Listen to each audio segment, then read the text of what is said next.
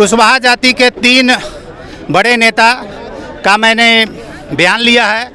काराकाट विधानसभा के विधायक श्री अरुण जी, जो कई एक बार से यहाँ के विधायक रहे हैं काराकाट विधानसभा के, आप किस नज़रिए से देखते हैं काराकाट संसदीय क्षेत्र के चुनाव को?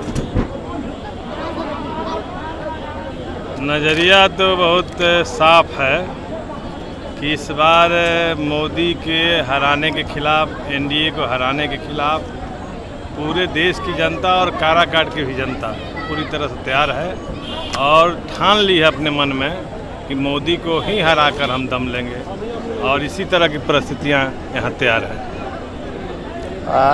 काराकाट में एक और उम्मीदवार हैं कुशवाहा जाति के माननीय उपेंद्र कुशवाहा जी और राजा राम सिंह, दोनों में क्या अंतर और किस तरह का संघर्ष देखते हैं आप?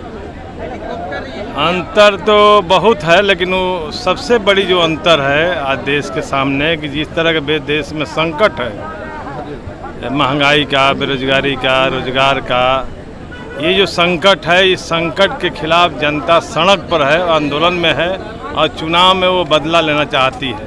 और इसलिए उनकी जो स्थिति है अब की बार, तो उनकी स्थिति और बुरी है इस बार, क्योंकि जिस गठबंधन से वो खड़े हैं उसी गठबंधन से उनके एक प्रतिद्वंदी खड़े हो गए हैं और वो दोनों आदमी आपस में लड़ रहे हैं, कौन 2 नंबर रहेगा, कौन तीसरा नंबर रहेगा, इसी की लड़ाई।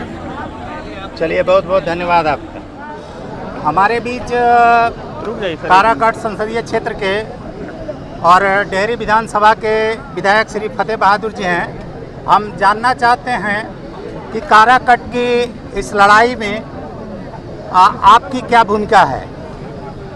ये काराकाट की लड़ाई नहीं है, पूरे देश का लड़ाई है और संविधान और मनुस्मृति के बीच लड़ाई है। पूरे देश में 2 धारा चल रहा है। एक धारा में संविधान को मिटाने वाले लोग हैं और दूसरे धारा में संविधान को बचाने वाले लोग हैं। काराकाट लोकसभा में ही नहीं, पूरा भारत देश में 90% के लोग जिनके लिए जगदेव बाबू ने नारा दिया था 100 में 90 शोषित है, 90 भाग हमारा है।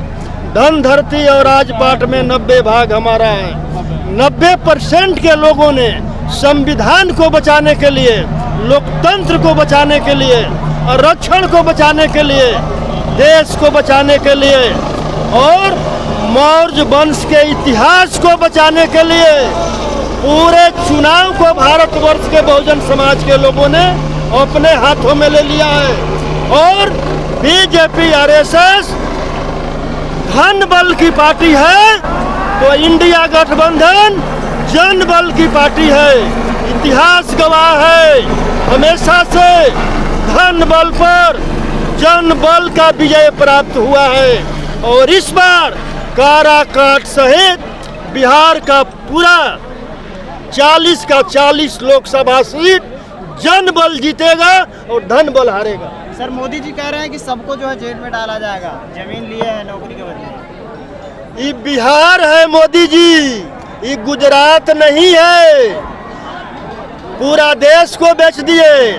आप तैयार रहिए झोला उठाकर जाने के लिए, लेकिन ये भारत की जनता 4 जून को बिना झोला चेक किए जाने नहीं देगी आपको। सर, जेपी नड्डा बोले पहले मजबूर सरकार थी, अब मजबूत सरकार है भाजपा, कांग्रेस की मजबूर सरकार। देश को मजबूत सरकार नहीं, लंगड़ा सरकार चाहिए, मजबूर सरकार चाहिए, ताकि गरीबों का, दलितों का, शोषितों का, पीड़ितों का अधिकार छीन न सके। चलिए, बहुत बहुत धन्यवाद आपका।